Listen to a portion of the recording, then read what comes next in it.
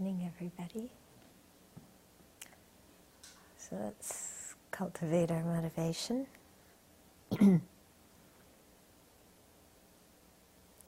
especially this week when there is so much turmoil in Egypt and so much danger to people's lives, let's appreciate that we live in a place where we have freedom and in a place where it's comparatively peaceful. And appreciate how those circumstances give us the opportunity to practice the Dharma. So it's hard to practice when you fear for your life, when there's chaos and social upheaval all around.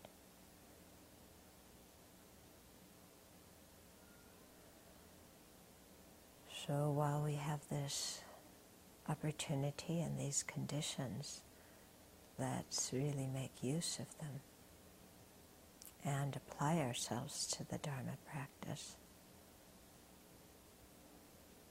for the benefit of all sentient beings. This week, especially all the people in Egypt, whether we agree with their policies or not, all of them are suffering. And so let's work on the path to attain full Buddhahood for the benefit of all these beings.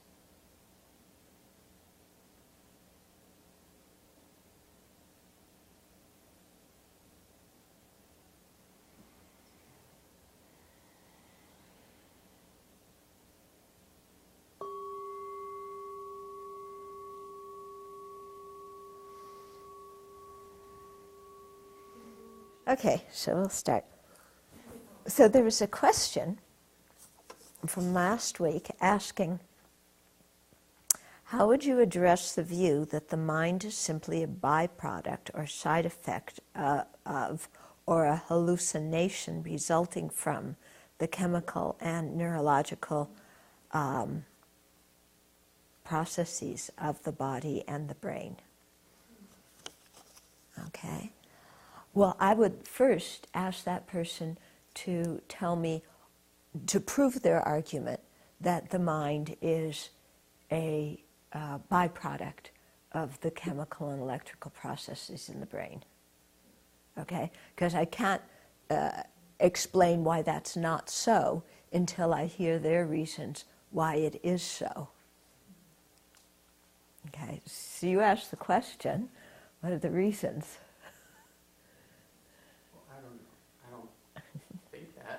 You don't think that?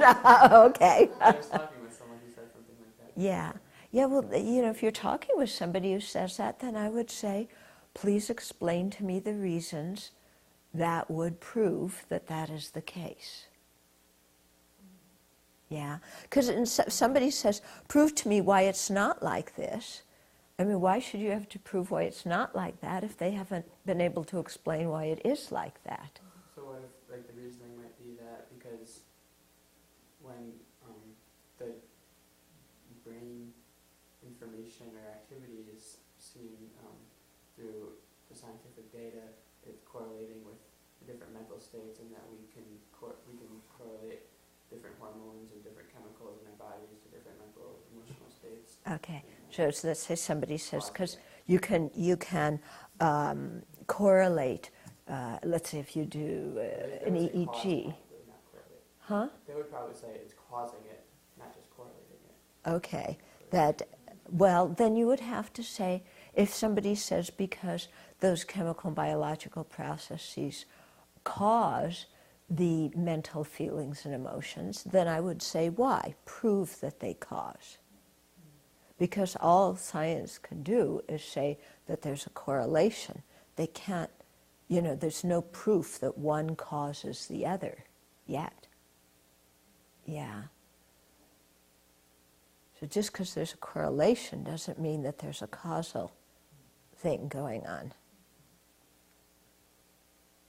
Okay?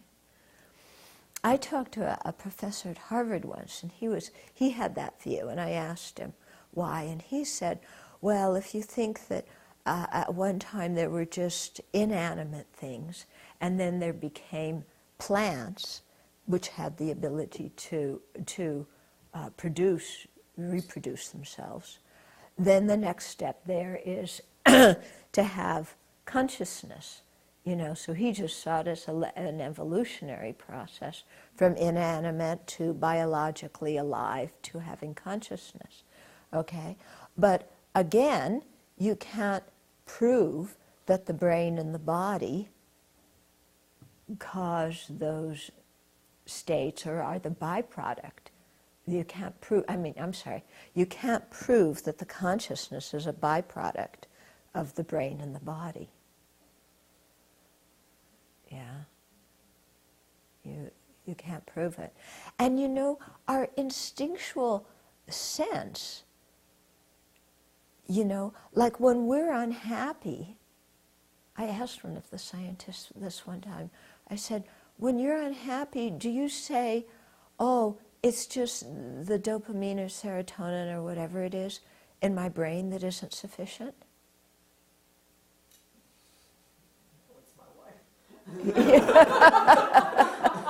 Yeah. So, is that what you think? If you're happy, do you say, oh, do you think, oh, my chemical, electrical processes are working well?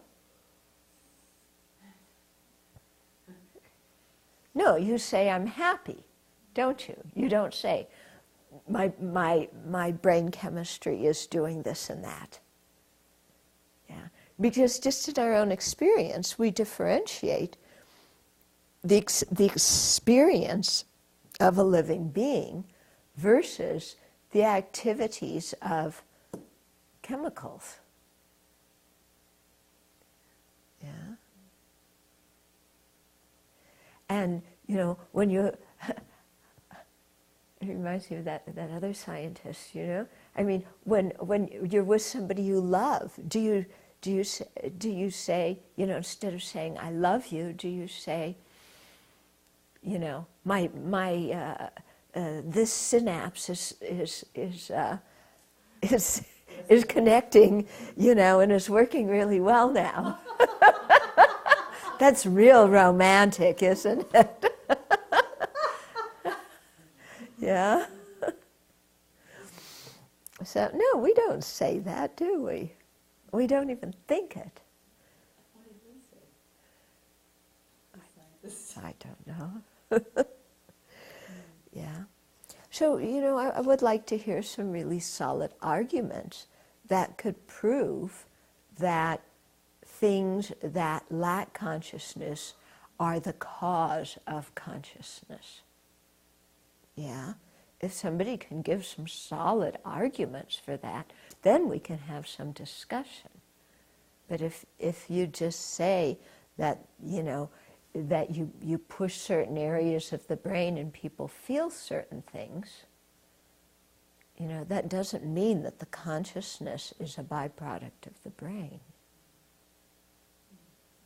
Yeah? Do you think that it's fundamentally impossible to prove that because consciousness is not material? You can't... Yeah, from a Buddhist viewpoint, consciousness is not material. Yeah? So, I think that's one of the basic premises that people have to accept.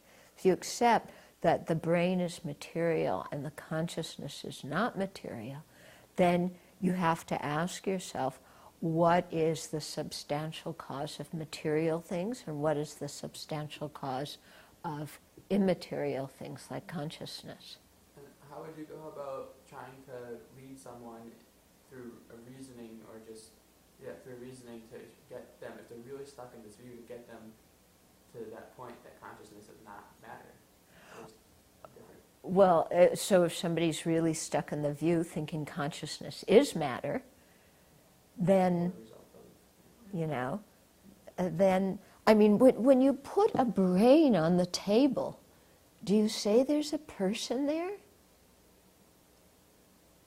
Yeah? if science could make it, even so that the brain, the synapses were doing things, and you put a brain on the table and you prodded it with some electric thing so the synapses would start to fire. Would you say there's a person there? Huh? But I think, first, those people have to come up with some good reasons to prove their argument.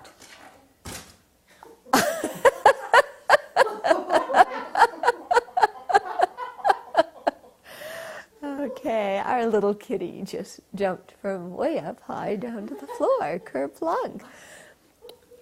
Yeah. Okay. Okay. So we finished the. We've been talking about the specific ways to meditate on the 4 objects. Okay, so we've completed the body, feelings, mind, and now we're going to start phenomena. And so in the root text, the line that we're going to explain, it says phenomena, that is the mental factors and so forth, have their own individual natures. Okay, so what this means is that the phenomena, okay, especially the mental factors, we can see them as, what to adopt and what to discard. Yeah, we hear this phraseology a lot on the path, what to abandon and what to practice, So there's 2 things. And, so often even when I lead motivations at the beginning of talks, I say, so that we can understand and relinquish our bad qualities, and so that we can actualize our good qualities. So this is the whole thing, that there's things to adopt and things to abandon, things to practice, things to relinquish. Okay? And so these things can be divided into those 2 classes. Sometimes they're called the pure class and the impure class. And so knowing that leads us to understand the 4th noble truth, the true path, because in the true path, what you're doing is cultivating all the things to adopt, and in that way relinquishing all the things to give up. Okay, so when we understand that the mind is not the self after doing the establishment of mindfulness on the mind, then it's much easier to understand that there's no inherently existent mental factors, wholesome mental factors, unwholesome mental factors, to be accepted or rejected by an independent self. Okay, because if we see through the mindfulness of the mind that there's no independent self, then of course there's nothing to adopt and discard by that independent self. Okay. Nevertheless, on the conventional level, there are things to adopt and things to discard. And being mindful and aware of these leads us so that we will understand the true paths, and start cultivating those things that need to be cultivated. Okay, so I thought what I would go through is there's lists, of course, Buddhism always has lists, of, we talk about 53 phenomena of the afflicted class, and I believe it's 55 phenomena of the pure class, so 108 phenomena altogether. Okay, and so here you can, if we see them, we can see, the things that we want to give up, or that we will give up in order to attain liberation, and the things that we will cultivate in order to attain liberation. Okay, so we start out with the 53 phenomena of the afflicted class, okay, or what this one would call impure phenomena, okay? So the way the numbering goes doesn't always make sense. Sometimes, like you'll have a group, like we start out with the 5 aggregates, and their numbers 1 through 5. But other times we'll have a group of 5 things and they will just be one number. Okay, so I'll tell you when that happens. Okay, so in terms of the impure phenomena that we will be relinquishing, okay, are the 5 aggregates which are under the influence of karma and afflictions. Okay? So, of course, the Buddha has 5 aggregates too, but those are purified aggregates. So here we're talking about the ones under the influence of karma and afflictions. So those are the first 5. Then the next 6 are the 6 sense powers. Okay? So again, these 6 sense powers under the control of afflictions and karma. So, the visual sense power, auditory, olfactory, gustatory, tactile, and mental sense power. Okay, so those are 6 through 11. Then 12 to 17 are the consciousnesses that depend on those 6 powers. Okay, so visual consciousness, etc., up through mental consciousness. And then 18 to 23 are the objects of those consciousnesses. So visible forms, sound, smells, taste, tactile sensations, and mental phenomena. Okay, so that brings us to 23. Then the next 6, and those are all, under the influence of afflictions and karma. Then the next 6 are the 6 kinds of contact that arise from, a sense power and a object and a consciousness coming together. Okay, so you have the contact upon the coming together of the visual form, the eye sense power, and the visual consciousness. Okay, again up through mental consciousness. Then, so that's 24 to 29.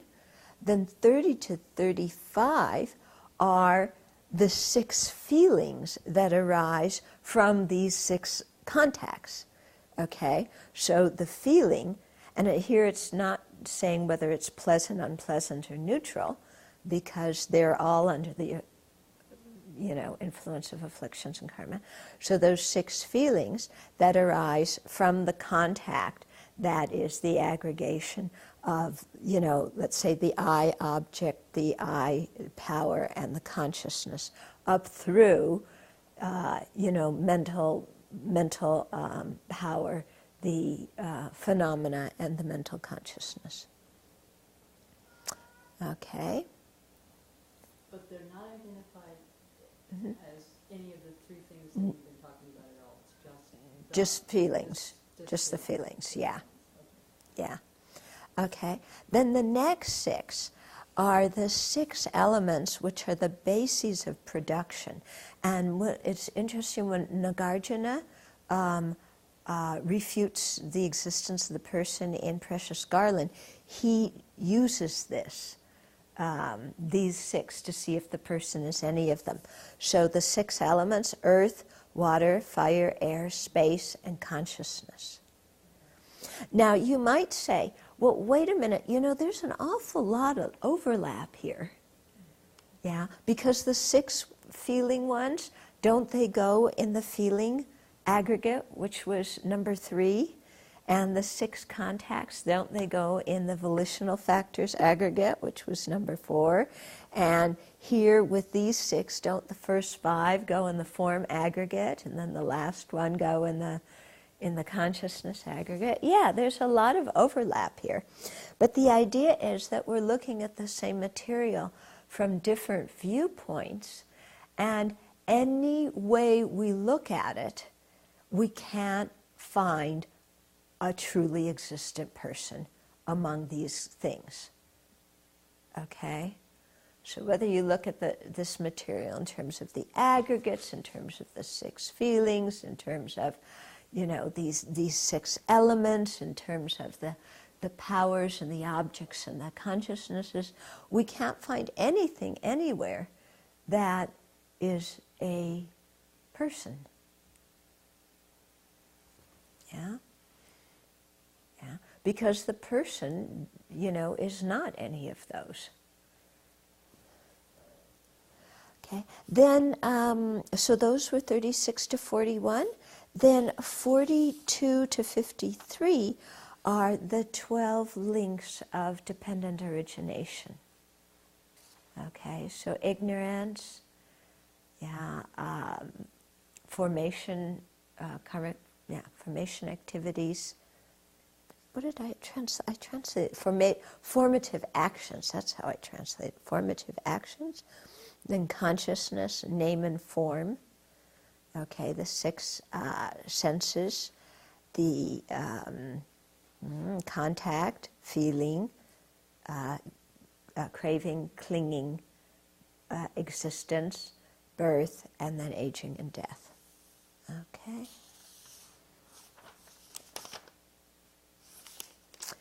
Okay, so those are the ones that we will be abandoning.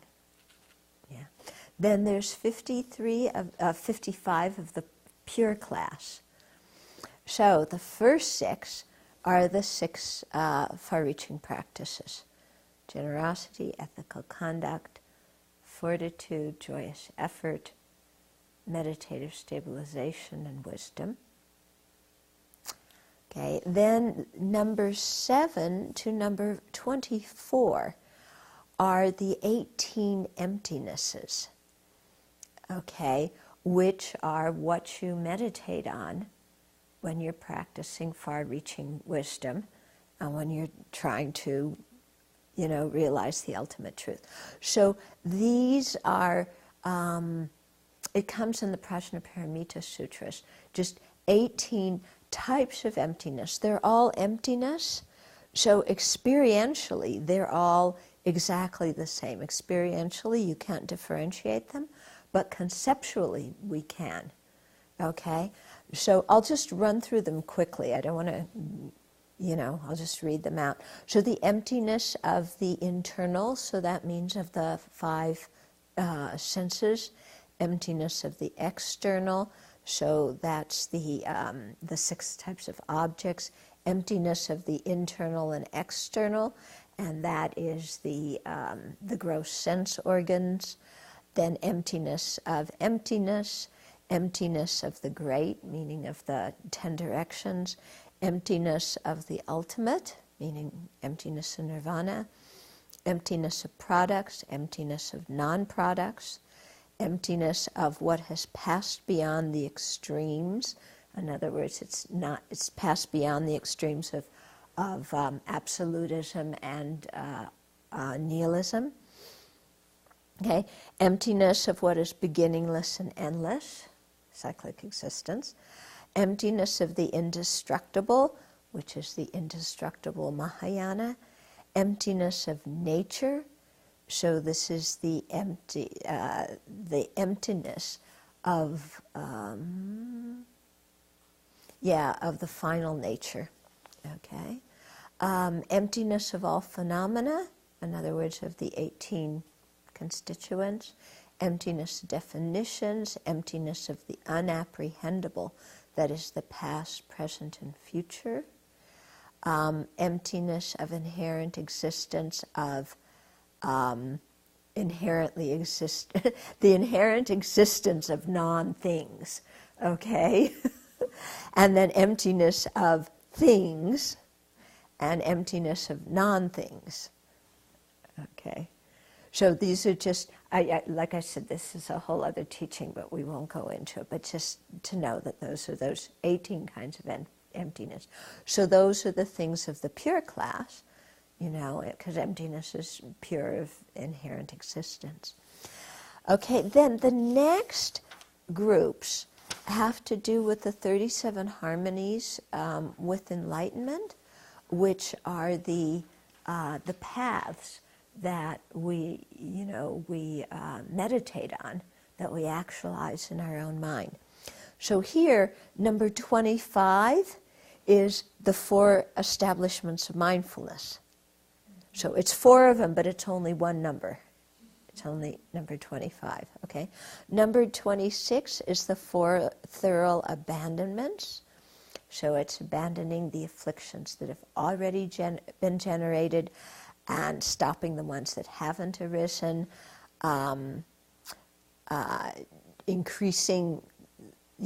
generating the pure factors that haven't yet been generated, and increasing the ones that have been generated.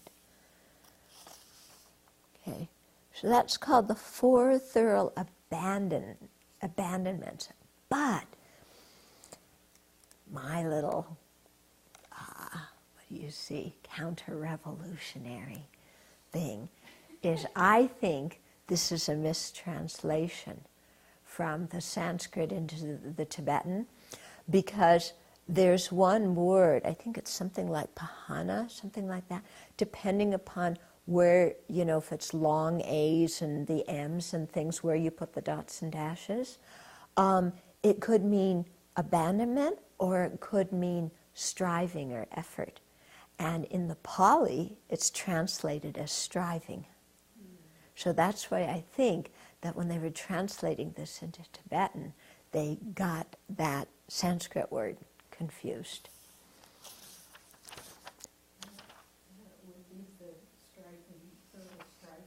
Yeah, to strive to not generate the afflictions, Yeah.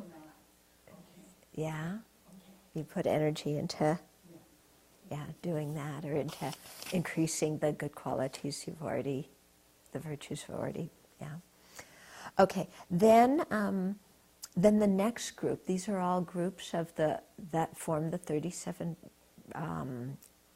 harmonies, okay? Then the next group is called the 4 legs of manifestation. Sometimes the 4 legs of miracle activity. It's actually 4 types of concentration. So it's, and they're prerequisites for being able to make manifestations, which, is something a bodhisattva wants to be able to do, is make manifestations in emptiness. So they're called aspiration, effort, thought, and analysis. Okay, but they're actually the names of different concentrations that you would then use to make emanations. Then the next group, so that's 27. 28 is the 5 powers. So faith, effort, mindfulness, meditate, concentration, and wisdom. Okay, then the next one is the 5 forces, which are the same as the 5 powers, but stronger. So again, faith, effort, mindfulness, concentration, wisdom. Then number 30 is the 7 branches of enlightenment: mindfulness, discrimination of phenomena, effort, joy, pliancy, concentration, and equanimity. And then number 31 is the Noble Eightfold Path. So correct views, thought, speech, livelihood, action, effort, mindfulness, and concentration. Those all form, those 8 together form number 31. So there's actually way more than 55. Okay, then the next group is called the Paths of Calming. Okay, so number 32 is the 4 Noble Truths. So then 33 is the 4 meditative stabilizations in the form realm. Okay, 34 is the 4 immeasurables: equanimity, love, compassion, and joy. 35 is the 4 formless absorptions: infinite space, infinite consciousness, nothingness, and then peak of samsara. Okay. And 36 is the 8 liberations, which are also different concentrations that you develop. And I won't even list those 8 out here because it'll just make you confused. But it's just 8, 8 kinds of concentration, that are free from the manifest activity of specific afflictions. Okay, then number 37 is called the 9 serial absorptions. So those are the 4 form realm concentrations, the 4 formless realm concentrations, and then the absorption of cessation. Okay. Then the 38 is the paths of the paths of insight, which is concentration on the 3 doors to liberation, which are emptiness, signlessness, and wishlessness. Okay, then the next groups are called the paths of special qualities. So 39 is the 5 clairvoyances. So you get these when you're able to have very strong samadhi.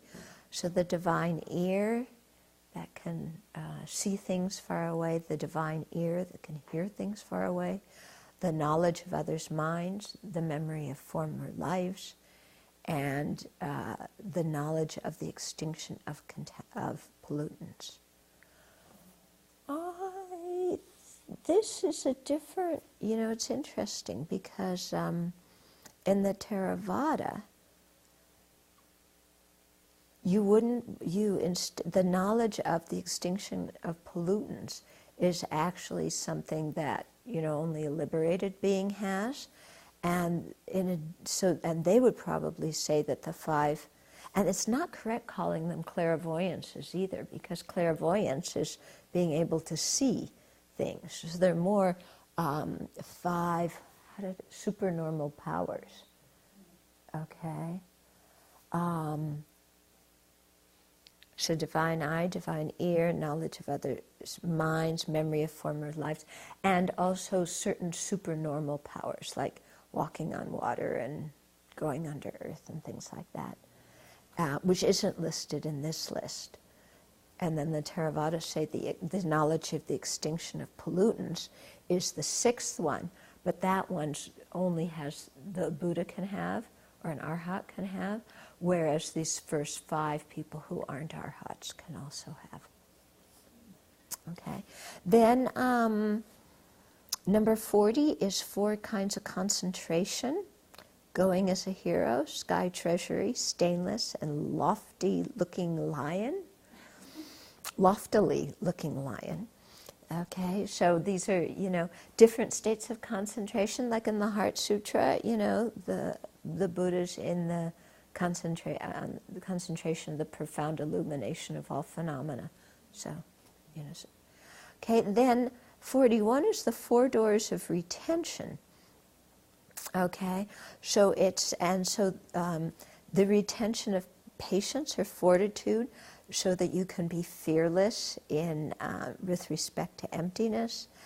The retention, I'll just list these, the retention of secret speech, the retention of words. That one's helpful for not forgetting names, thoughts, and meanings. We need that one. And the retention of meanings, for not forgetting the individual, the specific and general characteristics of phenomena. Okay, then the next groups are called the paths of effects. So the 42 is the 10 powers. So these are 10 powers that a Buddha has. I'll just again read them out. If I start describing them, it's a whole other teaching. So, okay, but knowledge of the sources and non-sources, knowledge of the fruition of actions, knowledge of those who are superior and inferior, knowledge of the varieties of dispositions, knowledges of the varieties of trainees' interests in the great and small vehicle, knowledge of the paths proceeding to cyclic existence and to the 3 states of enlightenment, the enlightenments of here, solitary realizers and Buddhists. Knowledge of, that is mindful of former states, previous lives, knowledge of one's own and others' deaths and rebirths, and knowledge of the extinction of all contamination. Okay, then the 4 fearlessnesses, or the 4 intrepidabilities? Fearlessness, okay. 4, so these are only the Buddha has, okay? So the Buddha's fearless with respect to the assertion that he's completely and fully enlightened with respect to all phenomena. Fearless with respect to teaching what are the afflictions to abandon, and what are the obscurations to, the cognitive obscurations. Fearlessness with respect to teaching the paths that lead to liberation, and fearlessness with respect to, ascertaining and asserting that all the pollutions have been eliminated. Then 44 is the 4 sciences. Okay, so the knowledge of doctrines, of the great and specific characters of phenomena, of the many languages, and of the varieties of entities, aspects, relationships, and differences of phenomena. Then 45, great love. 46, great compassion. 47 is the 8 unshared attributes of a Buddha. So these are certain qualities that only a Buddha possess. They aren't shared by arhats. Okay, so unshared things, being non-mistaken physically, non-mistaken verbally, non-mistaken, in terms of decreasing mindfulness, always being in meditative equipoise,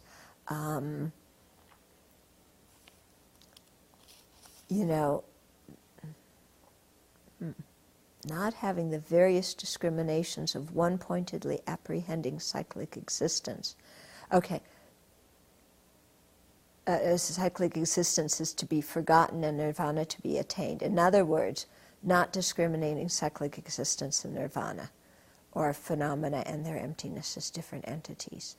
Not being disinterested, then aspiration, effort, mindfulness, wisdom, the non-degeneration of liberation, the non-degeneration of the wisdom realizing liberation, and then there's 3, the wisdom of the activities of body, speech, and mind, and then another 3, the non-obstructed wisdom with respect to all objects of knowledge in the past, present, and future. So those are the 18 unshared qualities of the Buddha. Then there's 5 beings who actualize the path. So stream enterers, once returners, never returners, foe destroyers, and solitary realizers. So those are 48 to 52. And then 53, the 3 final fruits. And so this is the knowledge of the bases, or hearers, cognizer of emptiness, the knower of the paths, or bodhisattvas, cognizers of emptiness, and the omniscient consciousness, or the Buddha's cognizers of all phenomena simultaneously. So those last 3 are the subject matter of the Ornament of Clear Realizations, Maitreya's text. Okay, so that was a long detour to give you some idea of when we talk about the phenomena to practice and the phenomena to discard in the establishing mindfulness on phenomena. These are the kinds of things that you're going to investigate and establish mindfulness on. Okay?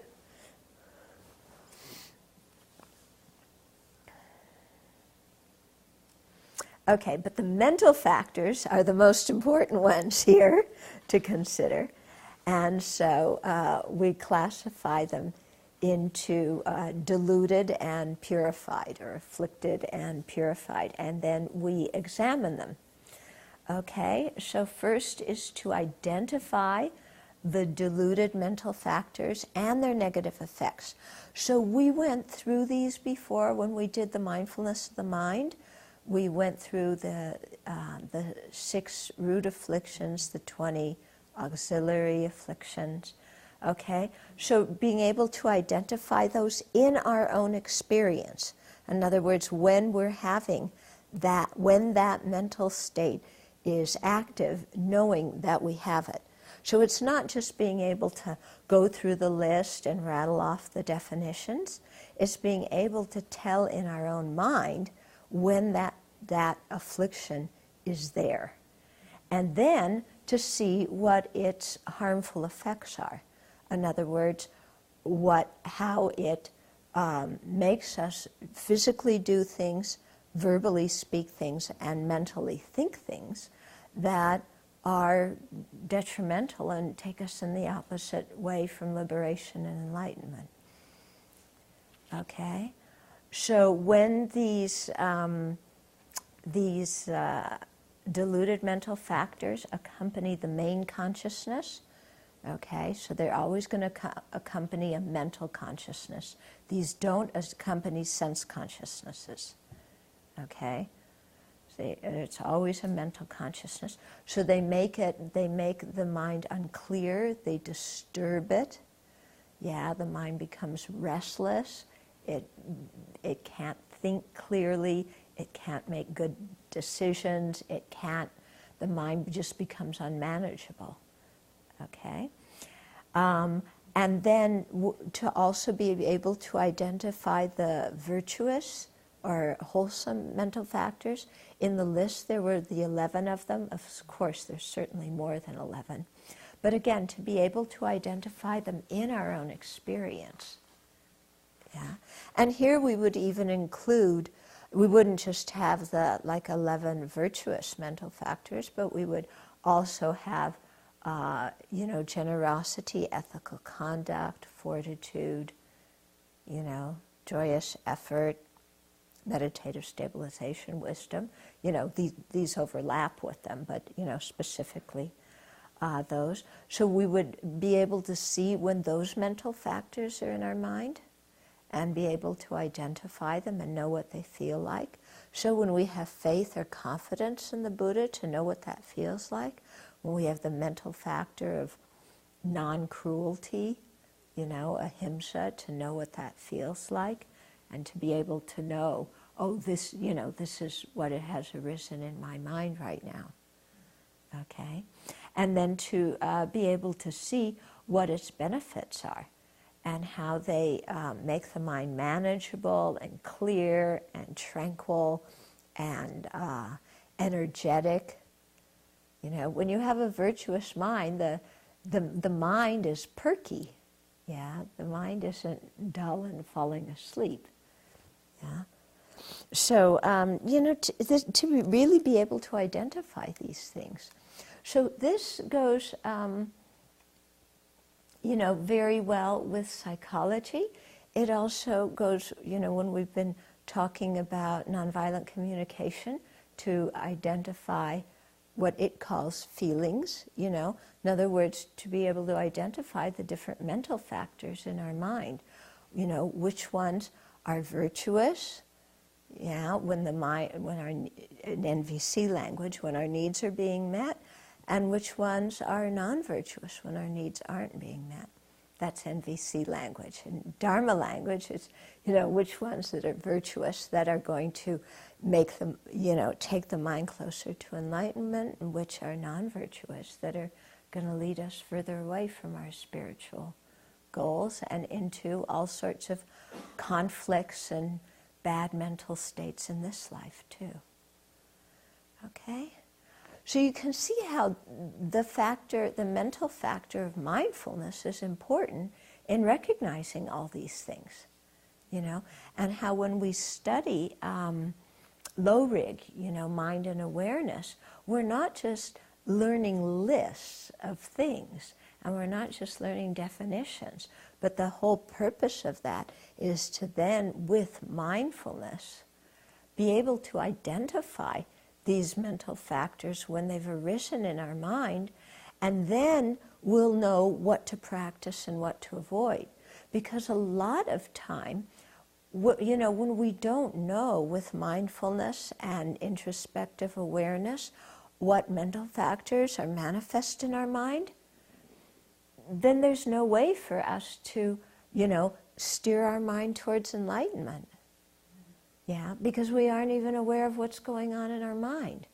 It's like when you get in the car and you drive to work, and then somebody asks you, what were you thinking about the whole drive? And you go, So the mind, there's no mindfulness in the mind, there's no introspective awareness. How can we practice it at that point?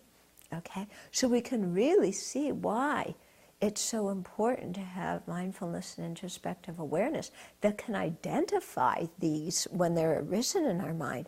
So if on the way that we're driving, their anger arises in the mind, or even a small anger that's irritation, or a small bit of jealousy or envy, that we recognize it right away, and then we know in this mindfulness of phenomena that this is something to be abandoned, and so we practice the antidotes to release it, and then we can try and cultivate a better mental state in its stead.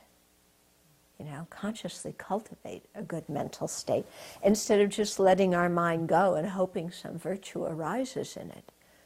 It's like, good luck, But how often, in the course of a day, do we consciously cultivate a good mental state? That's what our meditation sessions are for. Yeah, we're just, somewhat distracted in them. But then after we get up, so, that's why I think living here at the Abbey is very helpful, because, we stop at breakfast, we stop at lunch, we stop at medicine meal. There's different activities throughout the day where we always stop and consciously try and generate virtuous states of mind. Yeah, so it's part of our daily schedule to do that. Yeah, and that's why we have the little verses like before you start working, which, by the way, people who are listening on the internet, you can recite those verses before you go to work and set your motivation. And so, this kind of thing is part of our practice of mindfulness of phenomena.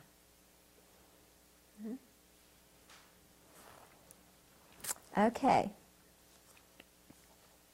Then, other ways to meditate on this fourth one is to examine the nature, the causes, the function, and the results of the three poisons, and of course any other detrimental mental factors, and of the positive virtuous mental factors. Okay? So the nature means what's their characteristic. Here we're just talking the conventional nature. Okay, what's their characteristics? How do you know when that mental factor is arisen in your mind? Be it wholesome or unwholesome, virtuous or non-virtuous, okay? Then it's causes. So what causes a specific non-virtuous mental factor to arise, and what causes a virtuous one to arise? Yeah. So here it might be, either causes in terms of your thoughts, or causes in terms of the conditions, like we were saying, stopping at different times in the day and doing different things. Okay. Then it's functions. So what are the functions of these different mental factors? Yeah, how do they change the mind? What do they motivate us to do? How do they function? Okay, and then what's the results of these? Okay, so what's the result of these different, as you go through them, afflictions, and what's the result of the different virtuous mental factors in the 6 far-reaching practices? So this kind of format comes on many, many times. You'll see as we go through, to understand something's nature, its cause, its function, and its result. Yeah, because if you understand those things about something, then you understand it really well. Okay? So all this takes is, it's not, again, you have to learn, but you have to think about it. It's not just repeating the words, it's really developing some understanding. So you can detect it in your experience, and when you can do that, then it gives you so much energy to really, steer your mind in a good direction and let go of the non-virtues. Okay? And so involved in this, again, is, how do these things arise, and, where do they come from? Yeah? How is it that we can be falling asleep one minute and daydreaming about an object of attachment the next minute? Yeah, without any drowsiness. So where do these things come from? How do they function? Okay. So, there's a few minutes for questions, if you have some questions. Yeah? In terms of the impure phenomena to be abandoned, how do we actually meditate upon those? Is it just a normal way we contemplate those phenomena, or do we abandon them somehow in a specific way? Okay. Okay, so the ones that we're going to abandon, how do we meditate upon those? Well, let's say with the 5 aggregates, we would try and understand each of the 5 aggregates in terms of, its nature, their causes, its function, its results. Then we would also look within them to see if there is an I, to see if the person is findable inside those aggregates, or if any of them constitute the person. Okay. Then we would do the same for the rest of them. Okay? Because those are really very, they're delineated very much to make us, not the 12 links, you wouldn't do that so much with the 12 links, but in contemplating the 5 aggregates, then you would do that. Then you would, with the objects, the powers, and the consciousnesses, what you would do there is meditate on how all your perceptions are dependent upon those 3. Yeah? Because we tend to think that when we perceive something, it's just inherently existent there, and to really see, how every single mind state, every single perception or cognition we have is a dependently arising phenomena. So it doesn't have its own essence. And how does it depend? It depends on an object, a sense power, and a consciousness. Okay? And then just similarly, seeing contact as not existing inherently, contact depending on, the coming together of those 3, the object, power, and consciousness. Same with feeling. See how feeling is dependent on contact? So you're seeing how all these things are dependent arisings. So that's very helpful for understanding that they're empty. Then with the 6, the elements, earth, water, fire, air, water, and consciousness, to investigate those, to see if there is a person, a findable person there, or if you can find the person in there, or if any of them are suitable to be a person. And then with the 12 links of dependent origination, there too you would meditate on how all those things are dependent, and how our whole life experience is just, it exists simply because of those causes and conditions. Because we feel so real, you know? We feel that we're real, everything around us is real, it's just there. And when you meditate on the 12 links, you see, no, I exist just because the causes for me exist. That's all. Just because the causes exist. If the causes didn't exist, I wouldn't exist. Yeah?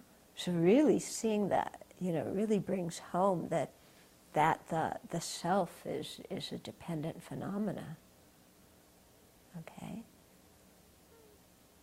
Yeah? So that's how you would use those. Okay. Other questions?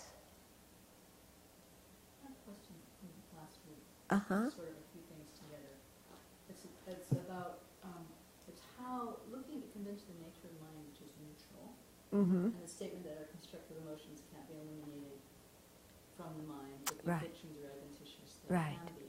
Mm-hmm. So when they're talking about Buddha nature, the conventional Buddha nature, Mm-hmm. is it that aspect that those Okay. virtuous things can't be eliminated? Okay, when they say so it's always the there? conventional Buddha nature is any factor in a sentient being's mind that can be cultivated and continued to enlightenment. So it would be that statement that the So it would include the clear knowing of the mind, and when the mind is either in a neutral state or a virtuous state, and it would include all the virtuous mental factors and virtuous states.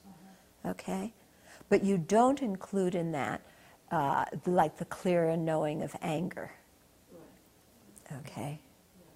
But the basic, but even the clear knowing basic nature, even though it's neutral, Yeah. is included Yeah. in that. Yeah.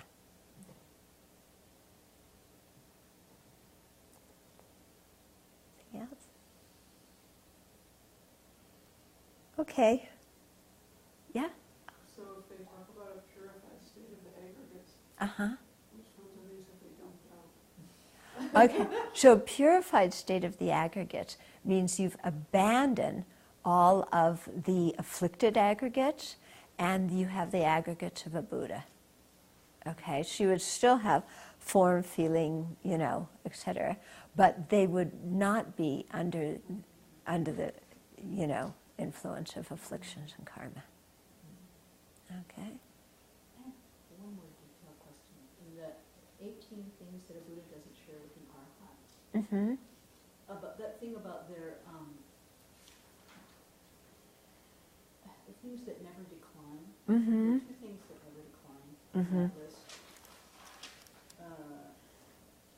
I'll have to come look back at exactly what they are, but it's about their good qualities never decline, or something like that. Yeah. And you think, why wouldn't it, isn't that also true to arhats? What? Oh, but it's talking about, where is it?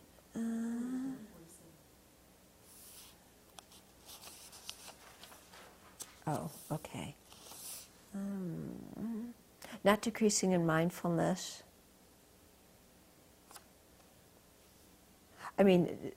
Non-degeneration of liberation, non-degeneration of the wisdom realizing liberation. Okay. Yeah, but the liberation here that they're talking about is a Buddha's enlightenment. So an arhat doesn't have that. You went through 53 for the, How did I? I think the last three were each separate ones. so the final fruits were. Yeah, we're three. Yeah, That one was not yeah. separate. If you didn't have a chance to write them all down, if you look in Meditation on Emptiness, page 201. Okay, then it has the whole list of them. Yeah. So these are just different ways of dividing things.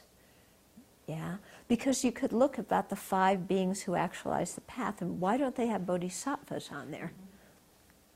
Yeah, just different ways of dividing things. Mm-hmm. In your experience, do you really find it very helpful in your practice to have all these different ways to look at it, or do you use them all? Yeah, it is very helpful, I think. you know, because they all reinforce each other. So especially, you know, these different ways of like looking for the person in the aggregates or in the six constituents or in the object, power and consciousness. You know, it's very helpful because it's looking at the same thing from different things, and it's like, well, any way I look at it, I can't find something. Yeah. So it's kind of like, you know, if you're looking for your wallet in the room, you can look at it just looking at the room this way. You could get under it and look up. You can get in the ceiling and look down. Yeah. And that way, you know, you can really convince yourself. How do they pick these 18 emptinesses? I mean, if everything is empty, Yeah. it's like, Okay, so how do they pick the 18 empty? Well, there's also 20 emptinesses and 4 emptinesses. Okay, and 16 emptinesses. useful ones to follow. Okay. No, why this is like I said, the emptinesses are all the same in terms of experience, but what differentiates them is the conventionally existent phenomena that they are the emptiness of. So by dividing emptiness in this way, it's a way to emphasize to us that absolutely everything lacks true existence. Yeah, because otherwise you might wind up like one of these people who's driving me crazy when I'm writing, who says that the ultimate truth is a positive phenomena, you know, and that it's inherently existent. And that's completely wrong. Okay? Sometimes again, these conversations about time. Yeah. I mean, so here, if you look at those 18, pretty much Everything. And so again, it's 18, and there's many overlaps, you know, because one is of things and one is of non-things. So, you know, conditioned things and unconditioned things, and then other ones of them can fit in those. Yeah. the effect is to make you see everything. Right. Yeah, the effect is to really help you see that there's absolutely nothing you can think of that has some kind of self-nature. Yeah. Okay.